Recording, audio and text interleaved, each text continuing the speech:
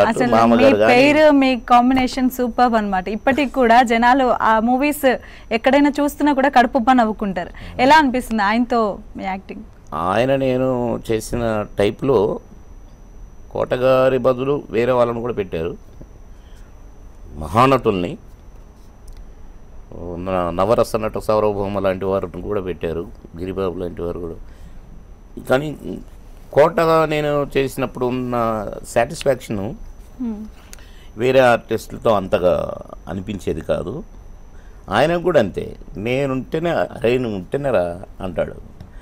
ఆయన కూడా ఇదే, అంటే మేమిద్దరం ఉంటే నేను ఏం చెప్తానో వాడు అలర్ట్గా ఉంటాడు, మా అన్న ఉంటే నేను అలర్ట్గా ఉంటాను.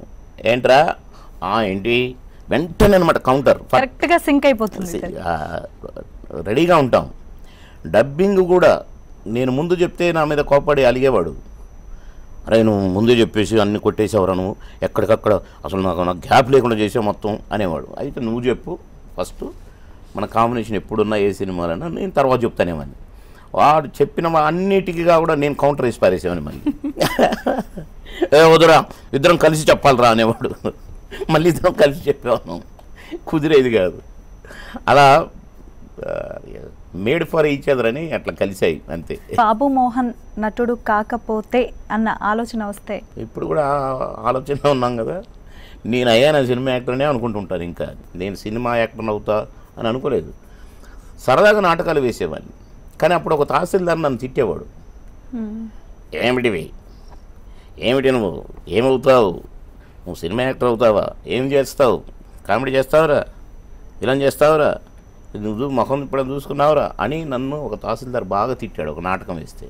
అంటే లీవ్ పెట్టానని కోపంతో. ఓకే, అదే తహసీల్దారు అదే మా ఖమ్మంలో నాకు మామగారి తర్వాత బ్రహ్మాండమైన సన్మానం, ఒక 15-20 ఆర్చిలు కట్టేసి పెద్ద రేంజ్లో. ఆ సన్మానం అయిన తర్వాత ఆయన నన్ను చూశాడు వచ్చి, సార్ బాగున్నారా నమస్కారం అన్నాను. నేను ఊరికి నాన్నరా నువ్వు స్టార్ అయిపోయినావురా అన్నాడు. సరదాకే సినిమాలో కూడా ఏదో సరదాగా దొరికిన అవకాశం అనుకున్నాను. మా ఇంట్లో కూడా చెప్పలేదు సినిమాలో చేశానని. కర్తవ్యం తీసుకెళ్తే ఏంటి సినిమాలో ఊరికే చూద్దాం అని తీసుకెళ్ళాను మా మిస్సెస్ను పిల్లలు. చూసి ఆశ్చర్యం, అరే ఇంత మంచి క్యారెక్టర్ చెప్పలేదంటే ఊరికే వేసాను, అది వేస్తే మనం మన మన ఉద్యోగం ఏదో మనం ఏదో